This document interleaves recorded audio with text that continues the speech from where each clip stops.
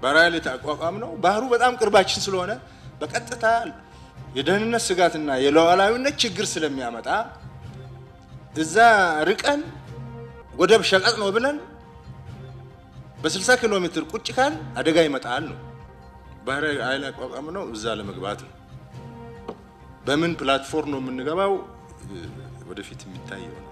ከጥቂት ዓመታት በፊት በአንድ ሰሞኑ ወዳጅ የነበሩትና የቀጠናው አተራማሽ ኃይል የሆኑት ሻዕቢያና ብልጽግና የሚያሰሙት ዕለታዊ ፕሮፓጋንዳ የጦርነት ነጋሪት ከሆነ ሰነባብቷል። ትናንት ሻዕቢያን መስደብ የኤርትራን የ4 ኪሎን መንግስት ውለታን መንቀፍ ባንዳነት ነው ይሉ የነበሩት የብልጽግናው ሰዎችና ሹማምንት አሁን ደግሞ ሻዕቢያን በበጎ ማንሳት ባንዳነት አድርገው እያቀረቡትም ናቸው። የቀጠናው አተራማሽና ግጭት ጠማቂው የአስመራው መንግስት በአመዛኙ በልወረር ነው ስጋት የጨፈጨፈው የትግራይ ህዝብን ጨምሮም አጋር ፍለጋ በየአቅጣጫው እየባዘነ ነው።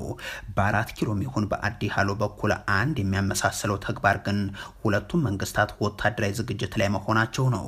ፊልድ ማርሻል ብርሃኑ ጁላ በትግራይ ጦርነት ጊዜ ክላሽ ሳይቀር ከውጭ እየገዛን ተዋጋን፣ አሁን ግን እያመረትን ነው ብለዋል። የሻዕቢያ ሰዎች በበኩላቸው የጸረ ድሮን ተከላዎችን እያከናወኑ ስለመሆኑ እየዘገቡ ናቸው።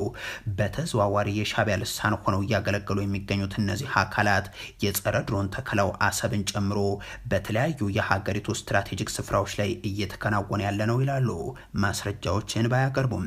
በሌላ በኩል ከሰሞኑ ወደ አስመራ ሚስጥራዊ የተባሉ በረራዎች ተደርገዋል ሲሉም ገልጿል። አንዳንዶቹ በማዕቀብ ውስጥ ለሚገኘው ለአምባገነኑ ኢሳያስ መንግስት የጦር መሳሪያ ሊሆን ይችላል የሚል መላምትም አስቀምጠዋል።